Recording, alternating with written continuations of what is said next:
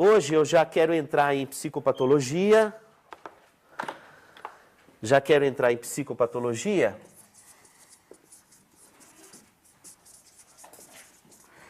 E nós vamos trabalhar dois padrões de psicopatologia. Um é a psicopatologia que é drenada para as alterações psiquiátricas e a outra é a psicopatologia que é drenada para o organismo, aquilo que corresponderia à psicossomática, tá? Então, do ponto de vista espiritual, nós vamos entender o seguinte: se nós esquematizarmos aqui o cérebro, e se nós formos sintetizar a compreensão a respeito da relação entre o espírito e o corpo, se nós formos sintetizar aqui num esquema, nós teríamos que nessa área diencefálica, epitalâmica, aqui no epitálamo, é que há a captação mediúnica, ou até por que não dizer, as expressões da alma que se projetam sobre o seu corpo, elas chegam aqui a essa região do epitálamo. Assim é também com os nossos órgãos sensitivos, por exemplo, o tato, o paladar, a visão, exceto o olfato, que é um pouco diferente, mas essas expressões sensoriais que nós captamos do meio externo, nós arquivamos essas informações na região do tálamo. Então não é nada extraordinário. As informações que vêm da alma, e essas informações representam um jogo de nossa relação com o meio externo, aquilo que a gente capta do meio externo e as informações que nós arquivamos. Melanie Klein, que é psicanalista inglesa, na sequência dos estudos de Freud, não é? Ela falava da teoria das relações objetais. Quer dizer, que você forma um conceito a partir do que você sentiu na relação com o outro, com o objeto. Você lembra daquela situação pelo que você sentiu naquela situação. Você lembra daquela pessoa pelo que você sentiu quando estava com ela. Você lembra daquele lugar pelo que você sentia, as emoções que você sentia quando estava no local. Então, o nosso aprendizado, ele vem a partir daquilo que a gente sente frente ao objeto que representa o foco de nossa memória. O lugar, a pessoa, aquele perfume, aquela roupa, sempre ligado à questão emocional. E isso daí é arquivado do ponto de vista químico, é arquivado no cérebro, nessas áreas talâmicas. O epitálamo é onde está a glândula pineal. Então, quando nós captamos essas informações que vão ser arquivadas, essas informações elas podem se dirigir para diversas áreas do cérebro. Nós já trabalhamos isso em aula. Se essas informações elas forem drenadas para o hipotálamo, nós vamos ter reações hormonais, reações imunológicas, reações orgânicas. Se essas informações elas forem dirigidas para o sistema límbico, nós vamos ter reações emocionais, angústias, medos, emoções. Se essas informações elas forem dirigidas para córtex, nós vamos ter lembranças ou manifestações do raciocínio, da percepção racional. Então, eu posso ter uma manifestação da alma ou das influências espirituais, podem cair sobre o hipotálamo, gerando alterações orgânicas, sobre o sistema límbico, gerando alterações emocionais, sobre a córtex, gerando alteração de percepção daquilo que a gente pode raciocinar. Não sei se está claro isso? Tá? Então, na verdade, para onde vai o problema depende das tendências da pessoa. Onde o coco está quebrando mais fácil, vamos dizer assim. Não é? Naquela pessoa X ou Y, o coco quebra mais fácil no pulmão, ela tem uma asma quando tem um problema. Né? Na outra pessoa, ela desagrega a mente, tem um síndrome psiquiátrico, no outro uma epilepsia, no outro dá no reumatismo, o outro dá uma úlcera, não é? O outro tem um distúrbio, tem uma angústia, uma fobia, uma perda de controle, uma raiva, Onde que quebra mais fácil o coco para você, né? Quando você tem algum problema, não é? Então, quando a gente fala em psicopatologia, quando pensamos do ponto de vista espiritual, o termo psicopatologia ele se amplifica para outros territórios de expressão no nosso organismo. Mas hoje, particularmente, eu quero estar falando sobre a psicopatologia, aquela que é estudada em psicologia e psiquiatria mesmo. Tá? E acredito que nesta e na outra aula eu ainda vou estar falando de psicologia e psiquiatria. A partir de então eu já começo a entrar em outras especialidades da medicina. Tá? Então vamos lá? Se vocês toparem, nós vamos. Certo? Vamos lá. Eu vou, no primeiro momento, pegar um modelo. Desculpa que eu estou um pouco gripado, mas já estou melhor, suficiente para poder dar aula. Eu vou pegar como modelo o modelo do transtorno de ansiedade. E a partir desse modelo, eu vou derivar outros processos da psicopatologia. Tá? Então vamos lá. Então, o transtorno de ansiedade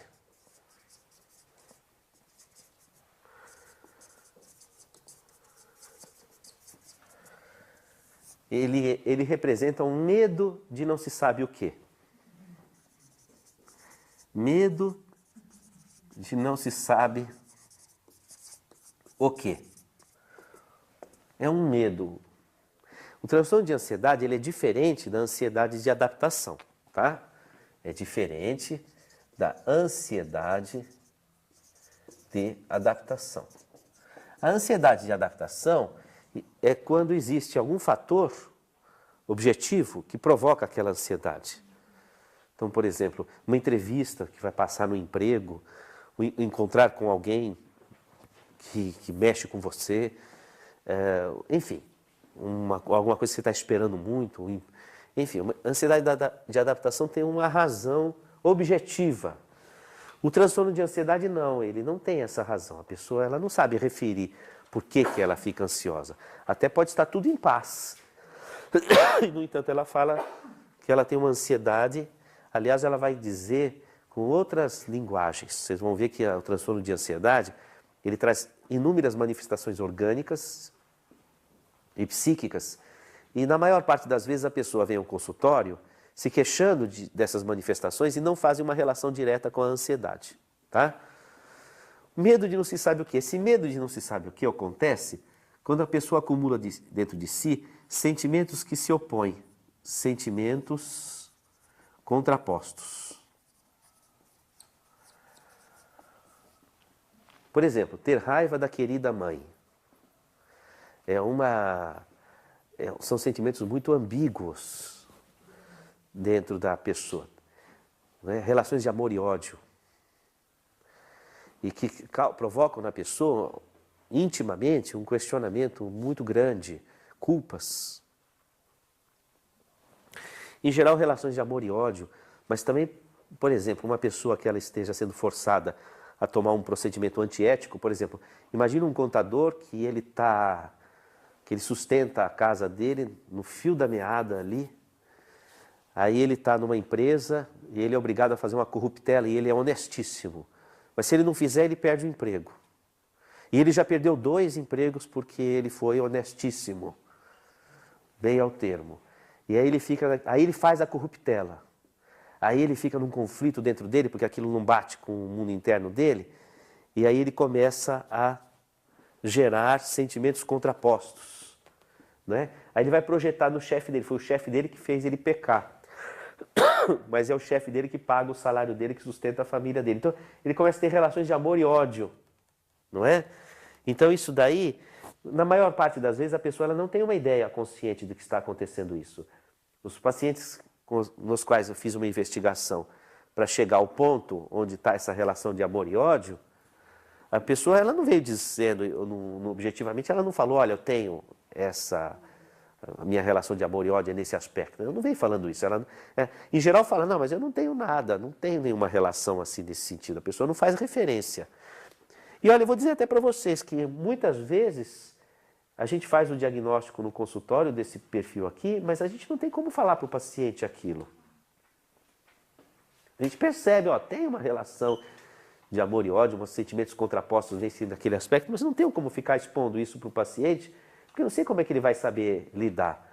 Porque às vezes você faz um diagnóstico do ponto de vista intrapsíquico, mas o fato de você ter feito esse diagnóstico não quer dizer necessariamente que o paciente vai conseguir acompanhar o teu raciocínio. Precisa cair a ficha dentro dele. Não é? Você dizer para o paciente, olha, tem um complexo de Édipo. Daí, doutor? Não é? Sei lá, tem ou não tem? Tem? Então tá bom, então tem. O que eu faço com isso? Mas ele não está sentindo o que representa aquilo.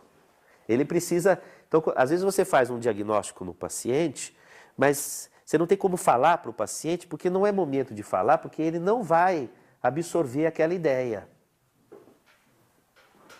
E aí você precisa de esperar um tempo amadurecer, para que aquela ideia ela surja do próprio paciente pela maturidade dele no tempo certo. Não é? Então tem que ter essa... Então nem sempre a gente chega nesse ponto aqui com clareza, o paciente não chega com clareza nesse ponto. Mas o que acontece? Esse tipo de situação repercute aqui no cérebro com muitos sintomas. Tá? Então o transtorno de ansiedade, primeiramente, ele traz muitos sintomas físicos. Sintomas físicos. Então, o transtorno de ansiedade dá muito sintoma físico, muita causa de pronto-socorro. Muita gente chega com transtorno de ansiedade, relatando, por exemplo, dor no peito, que você faz todos os exames cardiológicos e não tem uma lesão que justifique aquela dor no peito, por exemplo. Tá? Mas você pode ter um indivíduo que ele tem um transtorno de ansiedade e aquilo vem galopando tão forte e acaba dando mesmo um problema. Então, a gente não pode negligenciar isso. Por isso que transtorno de ansiedade, muitas vezes você precisa medicar. Porque a pessoa ela tem, por exemplo, uma dor no peito, tem um aumento de pressão arterial, mas ela não é hipertensa, é súbito. Mas, de repente, aquilo pode ficar grave. Então, você precisa medicar a pessoa, porque se todo dia ela tiver aquele sintoma, uma hora acontece alguma coisa mesmo. Então, por isso que você medica, porque eu recebo muitas vezes críticas a respeito. Por que vai usar o medicamento? Você resolve psicologicamente, é ótimo. Eu acho que tem que resolver psicologicamente, em psicoterapia. Só que quantos dias a pessoa aguenta aqueles sintomas de taquicardia, opressão no peito, aumento de pressão arterial, por quantos dias ela aguenta sem que aquilo vire um infarto, uma hipertensão arterial sistêmica? Desculpa.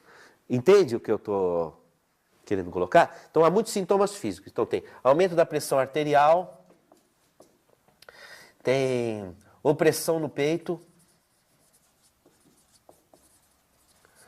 a pessoa tem tonturas, falta de ar, alguém falou aí, é muito frequente. A pessoa, olha, tem um numerário de sintomas físicos, tá? Tem gente que refere nó na garganta, né? Fica com um nó na garganta, um bolo no estômago, né? Não é? Sintomas digestivos. Esses sintomas digestivos podem ser diarreias, tá? Pode ser dores estomacais, tá? E um numerário, enfim, aí de detalhes menos frequentes. Sintomas psicológicos. A pessoa pode ter uma depressão sequelar no transtorno de ansiedade. Depressão. Então, é muito importante você saber quando que uma depressão ela é primária e quando ela é secundária a um transtorno de ansiedade. Isso é muito importante. Tá? A pessoa ela pode ter insônia, perda de concentração, Perda de memória. A pessoa pode ter um sintoma que se chama despersonalização.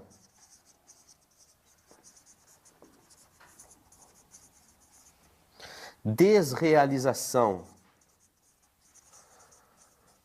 Transtorno obsessivo compulsivo. Hiperestesias. Veja que a pessoa pode chegar no consultório com uma queixa de distúrbio de memória e, na verdade, aquilo é da ansiedade. E pode suscitar toda uma série de pesquisas, ressonância, etc, etc, pensando que está com Alzheimer, né? Então, é um desgaste para a pessoa, para o serviço médico. Quando vai ver, era um transtorno de ansiedade. Rubens. Pode somar os dois, o físico e o psicológico ao mesmo Ah, tempo? sim. O que vai acontecer? A pessoa, ela cicla com esses sintomas aqui, ela cicla com isso. Se você for tratar isoladamente um ou outro, você vai aumentando a lista de remédio. Entendeu? Porque se você não tratar o foco do problema, você vai aumentar. Olha, veja, tem os derivativos disso, tá? Por exemplo, uma despersonalização... eu esqueci aqui, fobias. Vou pôr aqui, fobias. Uma despersonalização pode evoluir por uma situação dissociativa. Tipo uma psicose, por exemplo. Não é? Se você tem uma despersonalização com uma depressão, uma psicose dissociativa, um transtorno dissociativo do humor. Não é? Quer dizer, daí você pode pular para outro território. Por exemplo, uma fobia pode manifestar-se com transtornos físicos, não é? A chamada síndrome do pânico. É uma exacerbação do fenômeno, não é? Uma perda de memória e perda de concentração, de repente a pessoa pode ser diagnosticada com aquele transtorno de déficit de atenção. Não é? Transtorno de déficit de atenção.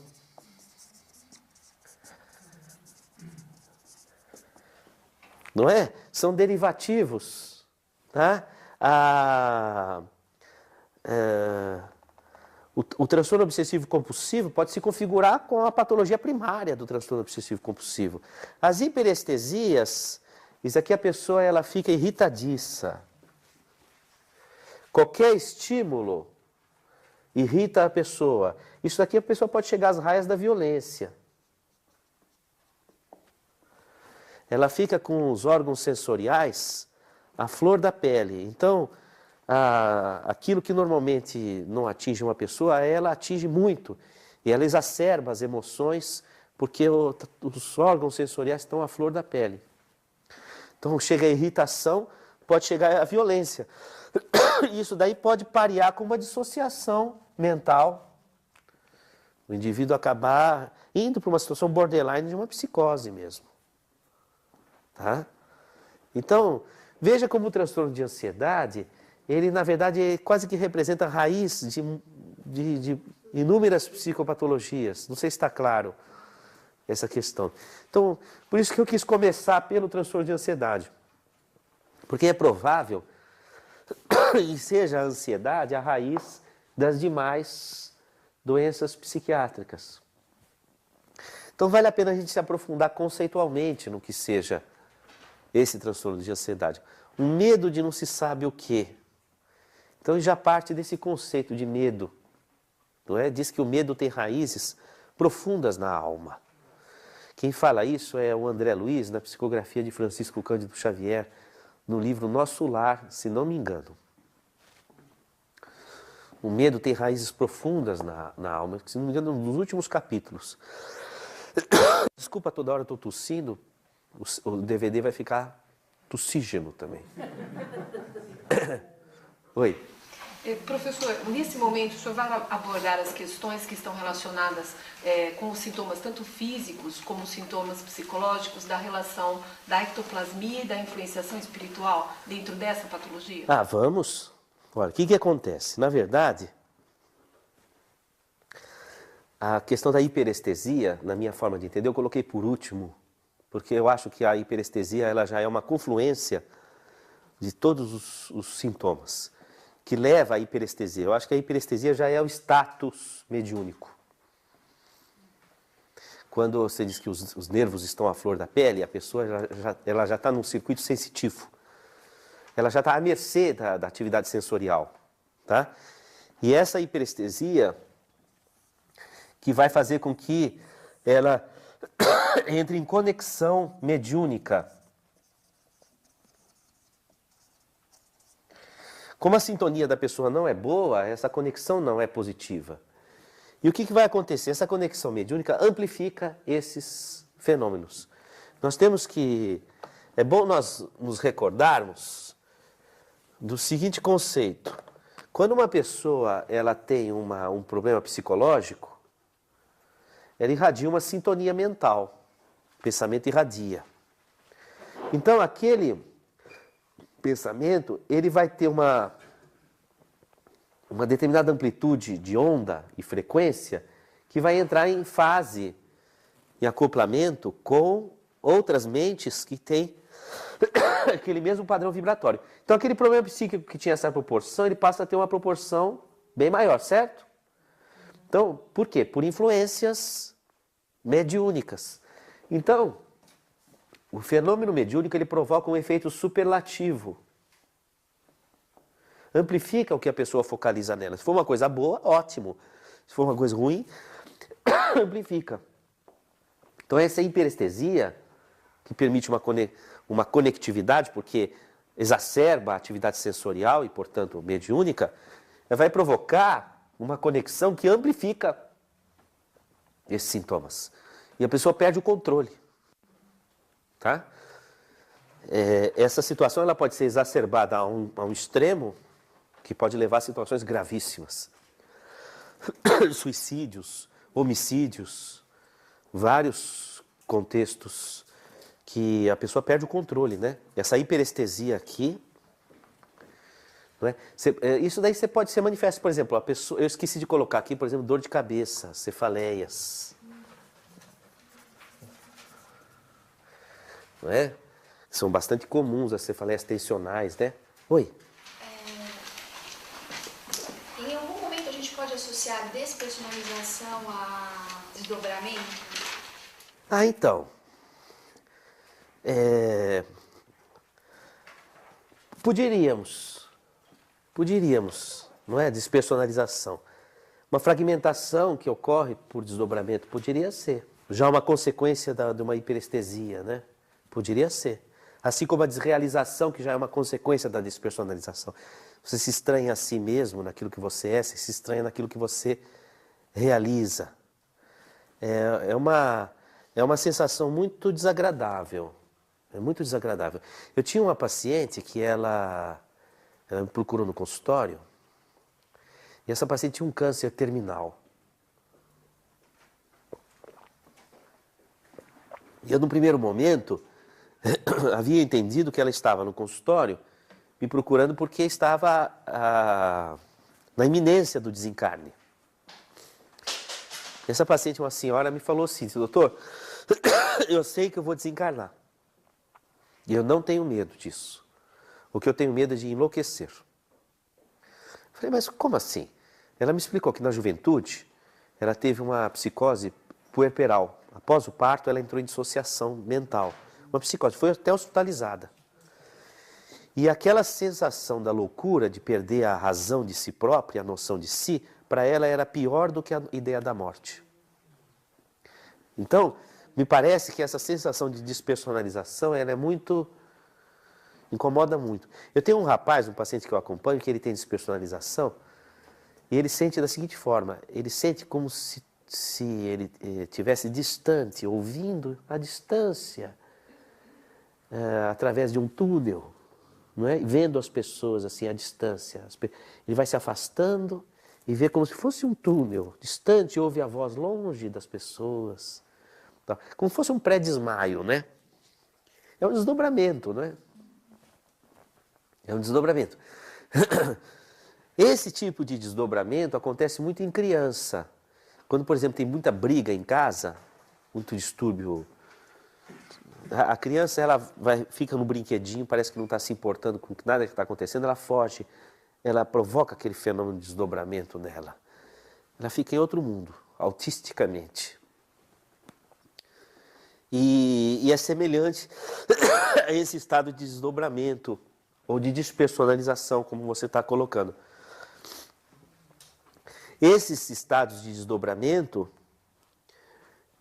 portanto, daí vem a hiperestesia, porque em desdobramento você tem um alargamento da percepção. Então você capta a psicosfera, você capta tudo que tiver à sua volta. Isso daí gera uma profusão de ectoplasmia. Então você gera energia, que, por exemplo, espíritos mais grosseiros têm mais facilidade de abordar quando tem essa energia. Então você pode ter atitudes mais grosseiras por parte da pessoa. São espíritos mais terra, que lidam com essas energias mais físicas. Esse tipo de fenômeno acontecia, por exemplo, já ouviram falar na época, sobre aquela época, os espíritos batedores, que manifestavam-se na época de Kardec, que batiam nas paredes, toques, e eram espíritos de mais apegados aqui à Terra. Esses espíritos, eles têm mais facilidade de lidar quando existe essa energia semifísica, que é o ectoplasma. Então, quando a pessoa ela tem essas manifestações, ela fica muito vulnerável a esse tipo de entidade. Então, as manifestações são mais grosseiras mesmo. Tanto do ponto de vista físico, porque eles atuam fácil no físico da pessoa, porque exala essa energia, quanto do ponto de vista mesmo de atuação. Quebrar as coisas, atitudes violentas, situações assim que são devido ao campo fácil de acesso a essas entidades. Não sei se eu estou sendo claro estou sendo claro na questão? Eu li recentemente que nos Estados Unidos o autismo tem aumentado bastante, né? E até aqui no Brasil. Será que tem alguma conotação? Você mencionou aí sobre a pessoa se afasta autisticamente, né? Quer dizer, ela cria o mundo dela, né? Será que isso tem uma conotação devido a essa força do mundo, esses problemas que vão exigindo cada vez mais? O mundo pode, não sei, se isso daí tem uma ligação. Mencionou a palavra autisticamente aqui. Nelson, eu não sei exatamente, mas a gente pode colocar algumas hipóteses. Uma é que antes não se fazia diagnóstico de autismo. Então aumentou o diagnóstico, então não é que aumentou o número de autistas, mas aumentou a capacidade de nós localizarmos crianças que têm esse problema. Então isso é uma questão. Outra questão é que realmente a família é uma entidade social em crise. E isso daí traz reflexos. Não é? Há outras questões também que vale a pena a gente pensar. Por exemplo, nos Estados Unidos, 30% das gestações são abortadas. Eu acredito que isso deva ter alguma repercussão. Depois você tem as drogas. E isso pode ter repercussão na gravidez. E às vezes não é a droga que a gestante está usando, não é isso, mas usou na juventude, na faculdade. E às vezes não é a mulher, o homem também, aquilo tem impacto sobre a genética. Então, inúmeras... Alimentação transgenética, hormônios, uma série de coisas, né? Agora, disse que as moléstias psiquiátricas, elas vão aumentar a medicina vai ter domínio sobre as orgânicas, mas as moléstias mentais vão cada vez aumentar. Diz que vai acontecer isso. Eu acho que sim. A tendência é haver um sobressalto dos problemas do espírito. Não é? E a medicina já está acontecendo, né? A tendência é essa, haver um sobressalto. E um domínio sobre as doenças físicas. Você vê, por exemplo, a AIDS, ela já foi dominada. Hoje a pessoa tem um coquetel, tudo, e ela vive uma vida razoável, vamos dizer assim. Razoável. No começo era uma doença mortal, hoje não é mais. O câncer, também hoje, um numerário muito grande de cânceres, a medicina já tem domínio. Eu acho que eram as doenças mais, né? As doenças degenerativas também está havendo lúpus, né? Você vai falar, Manuel? Enfim, nós temos aí uma série de sintomas, né? Acredito que 100% da população tem uns 3 ou 4 desses. Ah, sim. Você detectou uma coisa importante que eu não falei, Manuel. Olha, esse DVD vai sair tossido, Cláudio. Eu não sei nem como que vai ser. Não, mas na verdade é o seguinte, os distúrbios mentais, psiquiátricos, são caricaturas do que acontece no nosso cotidiano, tá? Se você for pegar, por exemplo, uma descrição da esquizofrenia, você vai falar, nossa, eu tenho vários sintomas da esquizofrenia, não é? Mas, na verdade, a doença mental, a desordem mental, circunstancial a uma situação, ela é uma caricatura daquilo que a gente vive no nosso dia a dia. Tá? Então, nós temos dias de insônia, nós temos medos, nós temos momentos em que nós perdemos a concentração, nós temos algumas obsessões, nós temos momentos de tristeza, tá? Mas qual é a diferença? A diferença é o seguinte, uma pessoa, ela está doente quando ela porta um problema e ela não consegue sair de per si daquele problema. Uma pessoa tem saúde quando ela, frente a um problema, ela consegue criar condições de sair da situação. Então, ter saúde não é nunca ter doença ou problema. Quer dizer, você tem a doença, mas você não é doente. Que você consegue se adaptar e se soerguer. Transtorno de ansiedade, ele é uma doença. A pessoa entrou aqui e ela não está conseguindo sair. Ela não consegue domínio. E eu entendo o seguinte, que não conseguir sair de uma situação envolve muito essa questão da conexão mediúnica. Porque enquanto é só você, você ainda tem um domínio. Mas quando já envolve outrem, você já perde o domínio. Então, acredito que um dos critérios para você saber, inclusive, se há envolvimento espiritual, é se há perda de controle, falta de relação de causa e efeito. A pessoa fala assim, puxa, não aconteceu nada com ela e ela sentiu tudo. Uma mínima coisa fez a pessoa quebrar a casa toda. Entendeu? É uma perda de relação de causa e efeito, tá? E uma flutuação, altos e baixos, num dia a pessoa oscila muito. Não vou dizer nem uma bipolaridade, não. Altos e baixos mesmo, querer e não querer no mesmo dia, muitas vezes, a mesma coisa. Flutuação, por quê? Porque a mente da pessoa, ela está já sob outros domínios. Ela flutua por outros fatores. Está clara essa ideia? Tá? E daí ela pode derivar, inclusive, para inúmeras moléstias orgânicas. Você vê, a pessoa pode ficar hipertensa mesmo, a pessoa pode ter uma cefaleia moléstia. Essas tonturas podem se tornar uma labirintite, leva a pessoa ao hospital, não é? Aquela falta de ar pode se tornar um problema pulmonar, não é? Então, a pessoa ela precisa ser tratada. Como é que ela vai ser tratada? Em todos esses focos. Aquela falta de ar, você vai examinar o pulmão, se não há lesão pulmonar, não adianta tratar o pulmão que não vai resolver. Ah, mas eu sinto a falta de ar, alguma coisa tem que ser dada para o meu pulmão. Mas se a tua falta de ar não é do pulmão. no nosso organismo não dá para a gente localizar as coisas. Por exemplo, fome não é estômago.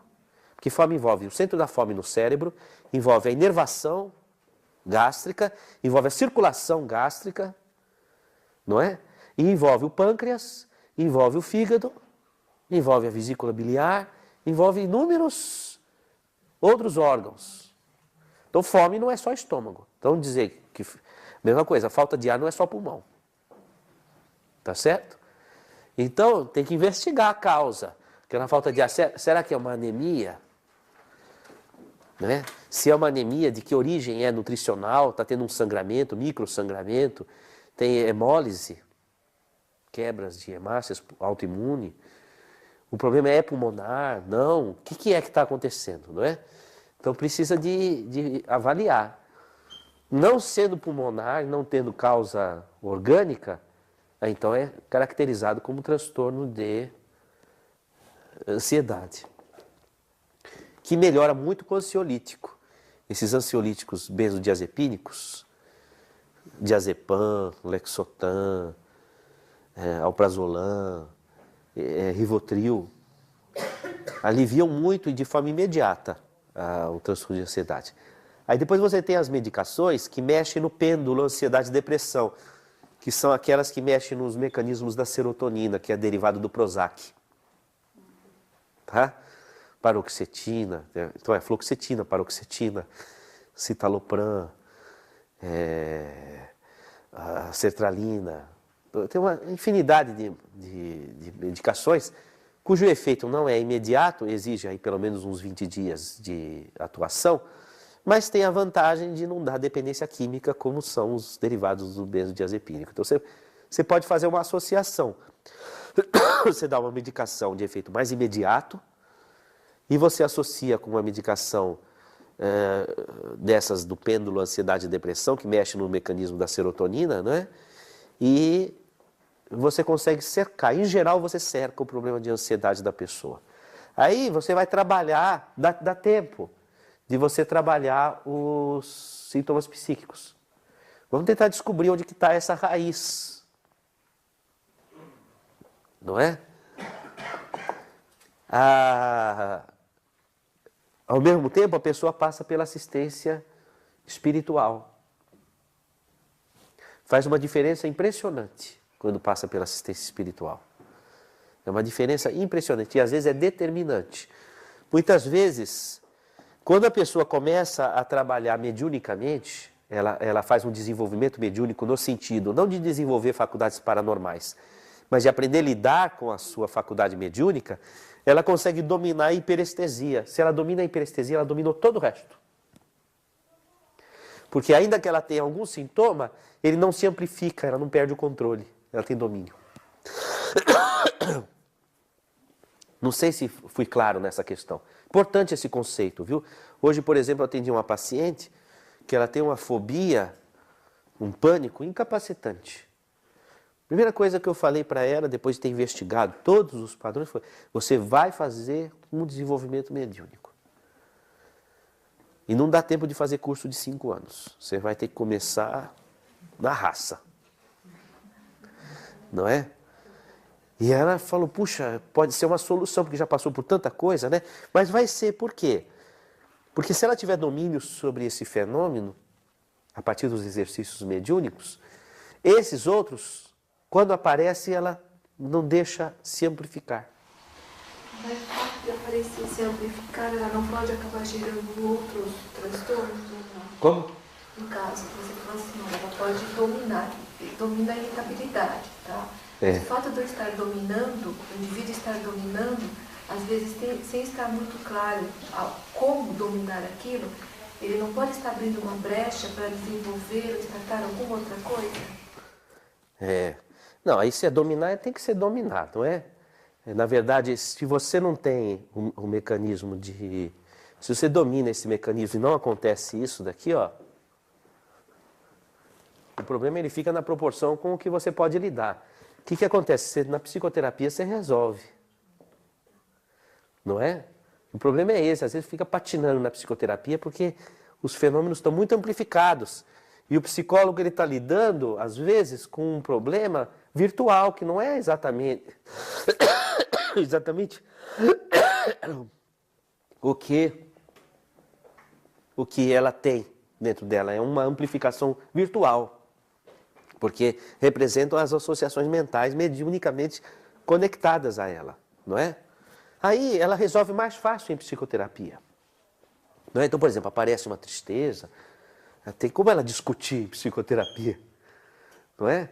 Eu tenho um paciente que não entra nem no consultório, porque ele está tão em pânico que ele tem medo de lugar fechado, ele tem, entende? Então ele está numa situação que se ele passar pela assistência vai aliviar bem, aí dá para discutir o medo, dá para entrar na sala para discutir o medo, etc. Para chegar nesses níveis, né? O medo de não se sabe o quê, os sentimentos contrapostos. Ficou clara essa ideia aqui?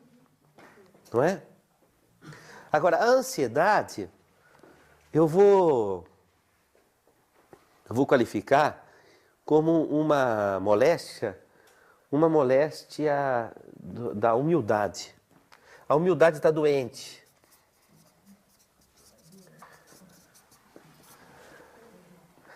A humildade está doente.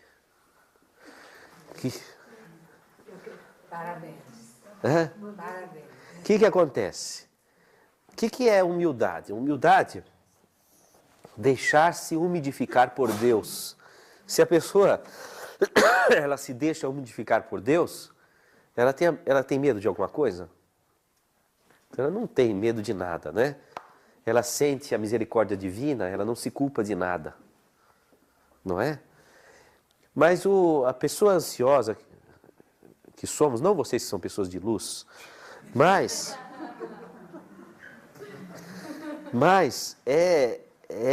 eu sei falar bem disso devido à minha experiência pessoal. Quando você resolve fazer por Deus o que é de Deus, não diz assim, dai a César o que é de César e a Deus o que é de Deus. Tem coisas que são de Deus. Então, por exemplo, o mundo caminha de um jeito que você não gosta. Você fala assim, como que o mundo está caminhando desse jeito? Sem me consultar, não é? Como? Não é? Como aquela pessoa fala assim comigo? Como aquela pessoa é daquele jeito e não é do jeito que eu quero que ela seja? É um absurdo isso, não é? Então isso daí é quando a gente se coloca no lugar de Deus. Como vai acontecer isso comigo? Como que vai? Como? Não é? Então isso daí é a pessoa está no lugar de Deus. Ao invés de querer estar com Deus, ela quer ser Deus. Então, isso eu estou recordando vocês em vidas passadas, deve ter passado por esse problema. Então isso provoca ansiedade. Porque o sintoma da humildade é a serenidade.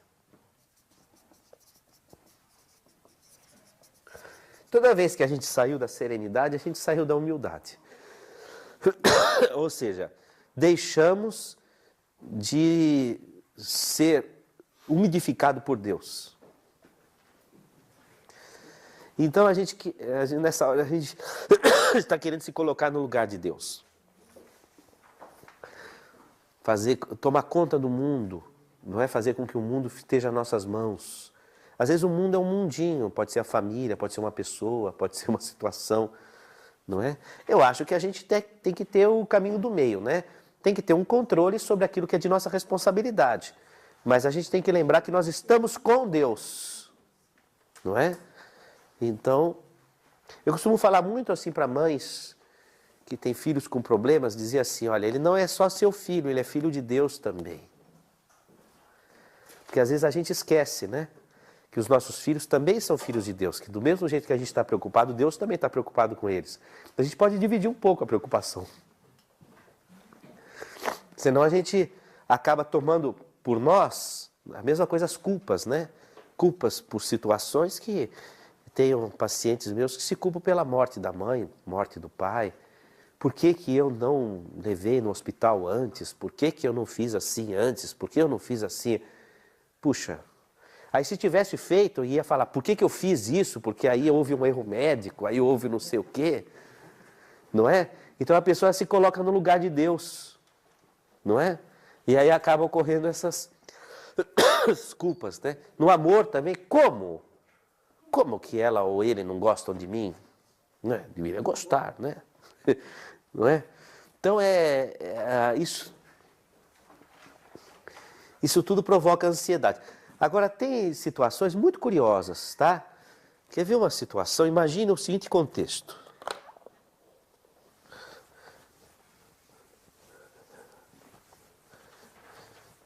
Imagine o seguinte contexto. Vamos ilustrar aqui.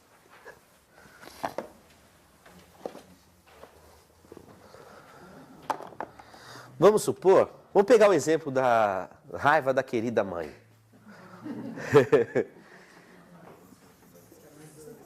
Então aqui está a mãe e aqui a filha. Aí aquela mãe, ela não é só uma mãe, ela é a mãe e os companheirinhos obsessores.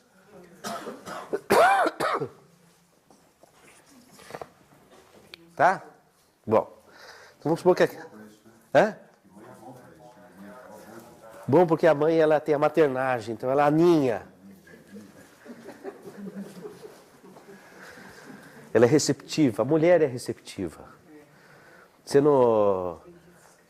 A mulher ela é receptiva, a mulher é muito mediúnica, né? Muito. O dia que a mulher conhecer a mediunidade, ela domina o mundo. Porque ela tem uma capacidade conectiva fora de série. Mas está lá a mãe com a sua ninhada de obsessores fiéis, fidelíssimos obsessores. Então ela canaliza, principalmente no pré-menstro, ela canaliza todos eles. Aí a filha vai lidar, ela não está vendo os obsessores, a filha.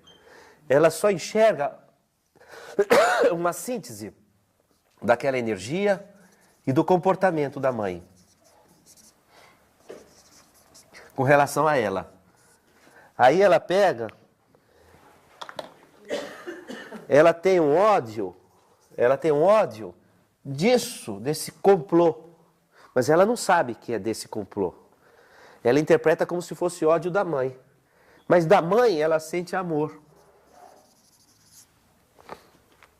Então, na verdade, ela tá tendo um problema de percepção da realidade. Ela não está percebendo que o ódio dela é com relação ao jogo de energias na qual a mãe está envolvida e que suscita nela aquele ódio. E que, na verdade, em essência, ela tem o amor da mãe. Uma vez eu atendi um caso que ficou muito claro isso, que a paciente dizia o seguinte: doutor, a minha mãe só é mãe quando eu fico doente. Quando eu fico doente, a minha mãe é minha mãe mesmo, que me ama. Eu até acho que ela quer que eu fique doente. Não é? Aí, sabe o que acontece? É o seguinte, quando ela fica doente, a paciente, o amor da mãe se amplifica e transfixa essas influências. Então ela consegue se desvencilhar. Aí a filha percebe. Não sei se está clara a ideia. Então a gente tem que tomar muito cuidado, que muitas vezes o transtorno de ansiedade, ele pode se dar frente a uma situação em que há uma alteração de percepção. Eu não diria uma alteração de percepção. Se dá uma falha de percepção de uma realidade. Isso pode acontecer em relação a pais-filhos, pai e filho, por exemplo. Eu tinha um paciente que ele agredia o pai, e uma vez foi ao extremo e ele deslocou a retina, o pai perdeu um olho. E o menino tinha 14 anos. Eu perguntei para ele, falei, puxa, rapaz, teu pai é esforçado por você, o que está acontecendo, né? Por que isso? Para que o cultivo desse tipo de... Ele falou, não, doutor, eu não odeio meu pai. Não, mas você comporta como se você odiasse. Aí, depois de uma série de conversas em que ele foi amadurecendo o que acontecia, ele conseguiu expressar o que acontecia. Ele falou, doutor, sabe o que acontece? A minha dor é tão grande, e o meu desespero é tão grande, ele devia estar envolvido espiritualmente, né? Que a única forma de eu conseguir chamar a atenção do meu pai para o meu sofrimento foi fazendo ele sofrer a dor que eu estava sofrendo. Então eu não tinha nada contra o meu pai, mas eu precisava que ele me ouvisse naquilo que eu estava sentindo. Então o pai devia ter uma vida de ocupação, não é? E não tinha aquele tempo de sentar e ouvir, não é? E sentir, não é? E ele sentia falta daquilo, e não, no desespero ele não se sentia ouvido, não se sentindo ouvido, e aquilo foi. E na verdade, o sofrimento vinha por conta desses envolvimentos. Então tem que tomar muito cuidado. Isso é muito comum acontecer em família. Você tem relações complexas entre pais e filhos, por exemplo, e às vezes isso se dá no jogo de interferências que acabam por mascarar a essência da relação dos dois. E muitas vezes essas entidades que envolvem, elas são entidades envolvidas com um passado em que havia mesmo o ódio.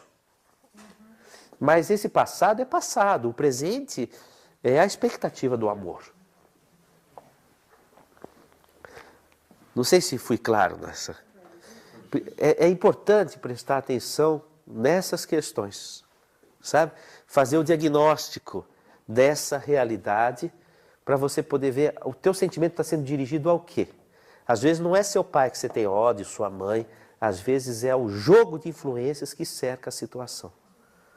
E aí, sem conhecer essa trama, você fica confuso nos sentimentos. Pode acontecer entre cônjuges isso? Pode. Nossa, é a festa dos zombeteiros. Você quer uma festa dos zombeteiros, é cônjuges. Não é? E são situações muito comuns, entende? E essas situações, quando você está entre pessoas polidas, elas podem se tornar difíceis de diagnosticar. Porque a pessoa tem sentimentos que não chegam a manifestar com grandes dramas, mas manifesta na ansiedade, que é o conflito de sentimentos internos que a pessoa traz dentro dela. Manuel. Evidentemente, é difícil para a gente entender essa coisa, né? Tinha ódio, hoje tem amor, tem crédito, não dei crédito, deixei. Você acha difícil entender isso?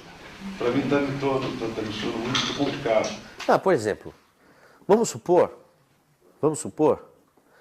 que numa encarnação passada, vou dar um exemplo real, tá? Camilo Castelo Branco. Camilo Castelo Branco, o escritor português, ele se apaixonou por Maria. Maria era casada com Joaquim. E ele rouba Maria e foge com ela.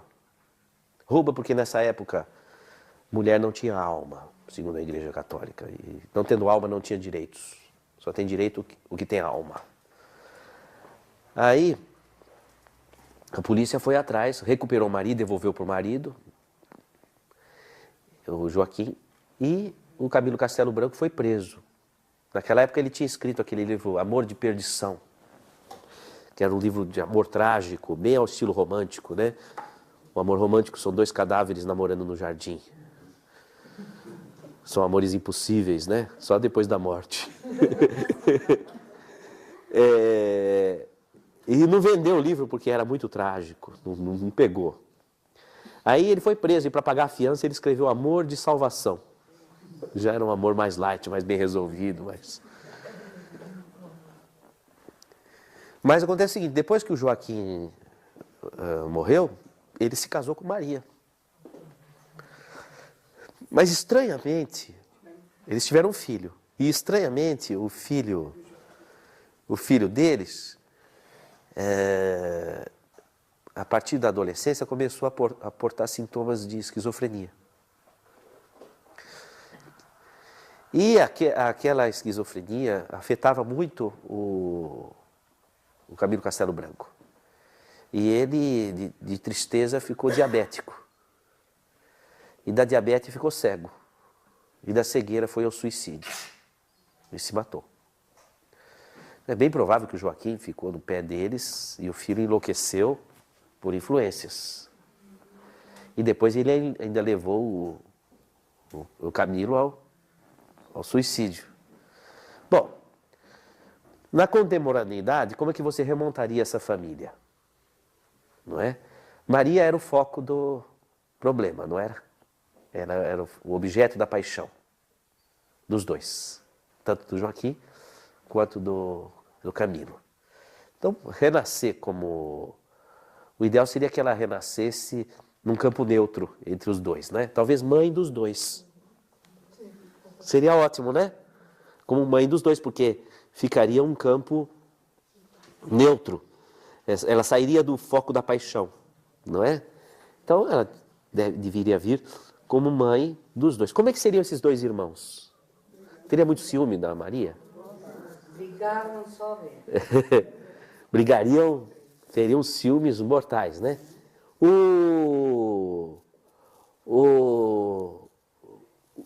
Nasceriam como irmãos e teriam que com ódio, mas teriam que se amar, não é? Então, bom, o Camilo cometendo suicídio deve vir com alguma moléstia grave, uma deficiência mental grave, alguma coisa grave, para impedir que ele repita o suicídio. Talvez fosse interessante ele nascer com uma moléstia, paralisia cerebral, por exemplo, pós-parto, não é? E o irmão mais velho cuidar dele, por amor à mãe. Não ficaria... Pelo Camilo. Mas não era o caso. O caso era do Camilo para com ela. Não é? Não sei. Acho que não era o caso.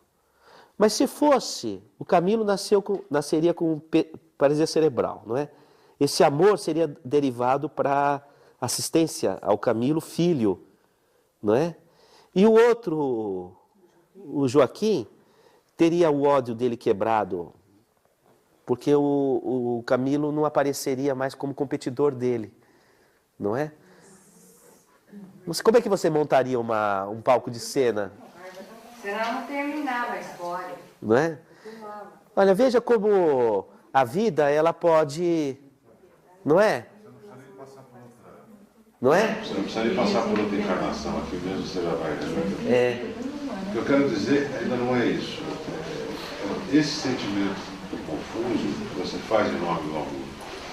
Que o rapaz falou, minha mãe foram tudo isso. Ah, tá. Isso aqui acontece o seguinte, Manuel.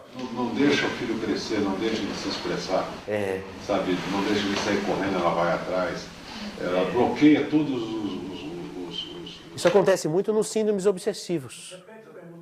Ele está falando aqui, por exemplo, quando a mãe cerceia o filho ao extremo, muitas vezes pode haver essas manifestações obsessivas ancoradas por um tipo de comportamento de posse, né? Mas veja que interessante, essas relações obsessivas, elas são um passado.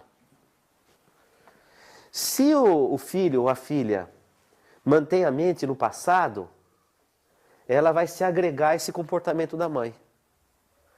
Se o filho ou a filha tem um pensamento ancorado no futuro, então ele transfixa o comportamento do pai ou da mãe. Ele transfixa. Por exemplo, se você tem uma vida em que você é um idealista, você tem uma missão, você tem espiritualidade, e você está projetando a sua vida nessa direção, então a tua mente está para frente, nos ideais que você vai realizar, você vai estudar, você vai se formar, você vai ajudar as pessoas, você tem um dia a dia voltado para isso, para o futuro. Então você transfixa esse passado. Então você consegue ver a sua mãe ou o seu pai na essência. Entendeu? Agora, se você fica com a sua mente no passado, não tem projetos para o futuro, não sabe qual é a sua missão, não tem uma visão de transcendência. Você só fica no que foi, no que passou, no que fizeram comigo, no que, ó vida, ó azar, ó... Não é? Então, e você, o que você vai ter olhos para o quê? Para esse complexo. Aí você pira mesmo, porque aí é complicado. Não sei se aí ficou claro. Então, a ideia é você... Por isso é muito importante a gente ter a mente no futuro. Às vezes tem algumas pessoas que podem achar que eu sou um visionário, um Dom Quixote sem Sancho Panza. Mas eu, com os meus pacientes, eu procuro ter muito esse cuidado de apontar para o futuro. Não é? Então, a mente para o futuro. Então, eu trago aqui curso de Esperanto. Né? Nossa, o que tem a ver o curso de Esperanto? Né? Tem a ver, porque é o futuro da humanidade, é a paz, é a integração dos povos, Vamos estudar Esperanto. Melhor estudar Esperanto do que ficar com ódio. É a mente para o futuro. Vamos montar um hospital de terapias complementares. Vamos fazer um ambulatório. Eu estou chamando para frente. Porque senão não há fluoxetina que dê conta daquilo.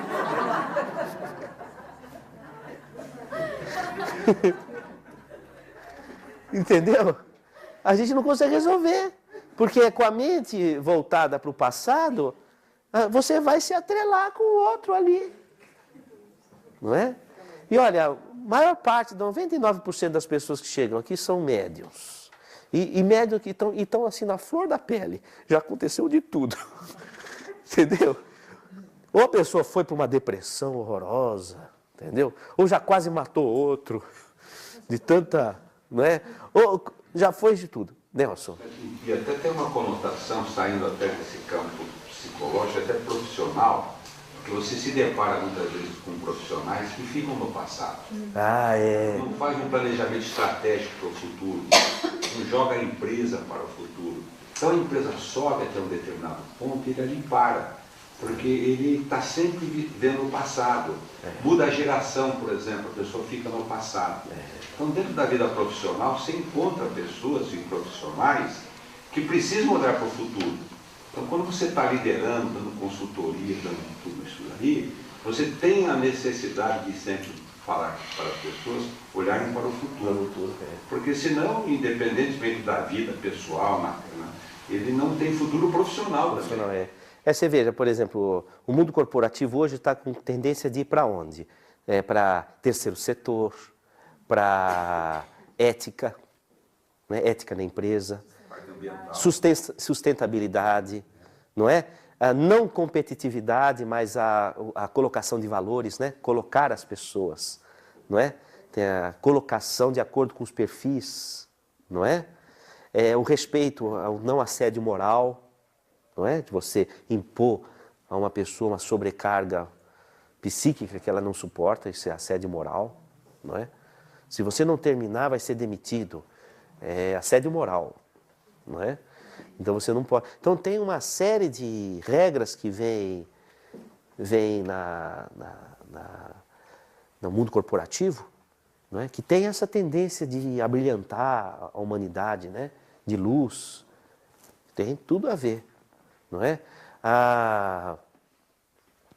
Veja como esse termo transtorno de ansiedade envolve em monobloco tantas coisas do nosso dia a dia, que às vezes a gente não tem exatamente o transtorno de ansiedade.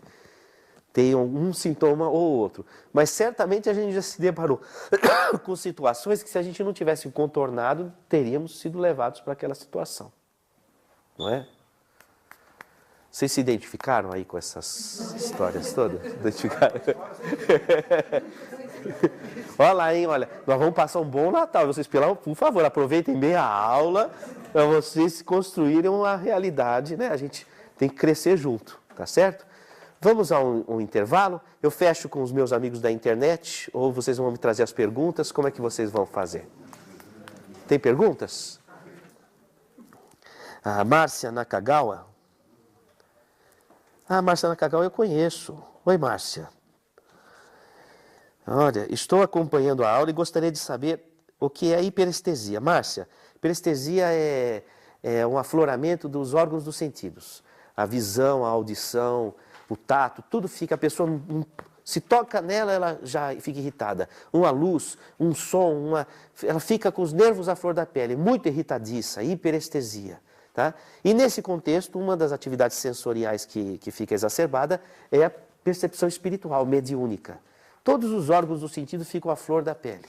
Tá? Inclusive os órgãos internos dos sentidos, o seio carotídeo, que controla a pressão arterial, e vários outros, a propriocepção e uma série de órgãos dos sentidos. Então, hiperestesia é essa hiperatividade sensorial, tá bom? Um abraço. A Márcia manda outra aqui, olha. Sou psicóloga e atendo um paciente com síndrome do pânico, que iniciou com 13 anos após a morte da mãe. Hoje ele tem 44 anos e faz trabalhos espirituais na Umbanda. Toma frontal e faz 3 anos que não tem o sintoma. O tratamento espiritual que você fala referente ao passe, ou também pode envolver esse tipo de trabalho que ele faz. Qual é a relação entre síndrome do pânico e a morte? Olha, veja bem, olha que interessante. Ela fala o seguinte, olha, Márcia, você está falando o seguinte, faz 3 anos que ele toma frontal e faz 3 anos que não tem o sintoma, não é? E ele realiza trabalhos espirituais na Umbanda. Então ele deve trabalhar com uma intensa atividade mediúnica, não é? Que pode ser curativa para ele. Veja, a mediunidade sempre é curativa na prática quando ela está relacionada ao encontro de identidade também. Tá? Mediunidade é como se fosse uma árvore. Você vai abrir uma copa para o além, mas precisa ter raiz. Então você precisa saber muito bem qual é a sua missão, sua vocação, sua aptidão para você abrir uma copa segura, não é? Ele toma o frontal e faz 3 anos que não tem um sintoma. Então, 3 anos de frontal é muito tempo. Alguma coisa precisa ser revista nesse caso. Tá? Que já poderia ter, com os alicerces espirituais e mediúnicos, já está livre até do frontal. Interessante é o uso da homeopatia. Porque a homeopatia é bom você começar a usar já com antecipação, porque vai fazer diferença lá na frente. Por exemplo, eu tomo homeopatia. Eu peguei uma gripe fortíssima, com infecção de garganta e tudo. Que dia que é hoje? É sexta, né? Ontem amanheci já desse jeito. Aí eu vim atender uns pacientes e quando foi à tarde eu estava derrubado. Febre alta, quase 40 graus, tudo. Coisa que normalmente você vai introduzir um antibiótico, não é? E vai demorar uns 3 dias para fazer efeito, e você fica afastado do trabalho, não é assim? Mas hoje de manhã já atendi consulta, já não tive mais febre nem nada. Com a homeopatia, numa noite, fui descansar e tudo, eu resolvi, uma tarde e uma noite. Eu resolvi. Falo, nossa, como é que pode ser tão rápido? Mas eu já venho tomando já há algum tempo. Então, o que acontece? Eu respondo rápido com a homeopatia, porque eu já estou tomando há algum tempo. Então, a gripe me pega ali naquele pedacinho da semana, do dia, né? Depois eu já estou trabalhando. Mas me fala que tipo de remédio é esse que eu quero lá para casa para gente tomar quando tiver uma gripe forte. Então, aí eu acho o seguinte, eu acho que tem que fazer o diagnóstico da diátese da pessoa, a diátese, não é? Ver o que ela precisa de desenvolvimento orgânico e psíquico, você prescrever a medicação de acordo com o perfil da pessoa, e é aquela medicação daquela sua específica que vai ser usada nesses momentos críticos. Entendeu? É o mesmo medicamento da tua... Então não é por exemplo, um medicamento que resolve para mim e para você é o mesmo. Como, por exemplo, aspirina. Serve para qualquer tipo de inflamação ou dor, se qualquer um que tomar aspirina vai, não é? Homeopatia não é assim, é o teu remédio e ele vai resolver vários outros problemas ligados à tua... Luz vômita CC30. Aí tem a indicação. Aí tem, e outra coisa, você não vai... Eu sou da ideia, é o seguinte, que você tem que escalonar a medicação de fundo, a medicação sintomática e a medicação de exoneração. Eu acho que você tem que trabalhar com essas 3, com um roteiro. Terminado uma fase, vai para outro roteiro. Então tem uma ciência disso, né? Então, por exemplo, eu teria que ter resolvido esse problema do frontal, que já é uma medicação que já está dando dependência química, se faz 3 anos que ele usa. Não é? O tratamento espiritual. Cada caso é um caso. Você tem, por exemplo, uma pessoa que desconfia de uma obsessão, é desobsessão. A pessoa precisa de energia física, o passe. Passe e desobsessão associado, ótimo. não é? Agora, tem que estar associado ao desenvolvimento pessoal e às vezes a pessoa precisa ser proativa. Ela precisa estar atuando para ela poder se libertar do problema dela. Então, assim que ela estiver numa fase melhor, colocar para atuar de acordo com o perfil da pessoa. Durante o curso, a gente vai delinear melhor essas coisas. Qual a relação entre o síndrome do pânico e a morte? Eu vou falar uma das relações. A síndrome do pânico está muito ligado a desdobramento. A pessoa sai do corpo, ela tem um alargamento da percepção e ela não sabe o que está acontecendo. Então, o pânico, enquanto fenômeno, está muito ligado a esse perfil do desdobramento. Então, não é somente uma questão de trauma psíquico, existe também um fenômeno de desdobramento. E a morte é um desdobramento. Mas só que quando a pessoa entra em desdobramento, muitas vezes ela não sabe traduzir aquele fenômeno como eu estou em desdobramento. Ela tem a sensação de morte. Mas não é que ela vai morrer, é que ela está em desdobramento. Ela tem a sensação de morte. Ela só sabe interpretar aquele fenômeno como se fosse que estivesse morrendo. Não sei se eu fui claro na questão. Então eu acho que isso tem... Aí a Márcia manda muita luz e nós mandamos muita luz para a Márcia também. Márcia Nakagawa. Vamos ao nosso intervalo? Então aí no nosso fundo nós temos aí a música dos nossos indinhos. Nós trabalhávamos na Mata Atlântica com os índios. Nós vamos pedindo então para a corrente dos índios e dos pretos velhos que nos envolva nesse instante. Que nós possamos respirar energia divina nesse instante. Vamos então respirar fundo. E pedindo à equipe médica de Bezerra de Menezes que nos oriente no encaminhamento da tarefa a qual estamos nos propondo, na construção desta clínica escola. Que nós possamos vencer obstáculos pessoais em prol de uma causa maior. Que Jesus esteja em nossos corações, no dia a dia, dentro de nossa casa, para que haja paz. Lá onde a gente dorme, entre os familiares, que nós possamos ter a paz, para que o nosso dia a dia seja de luz.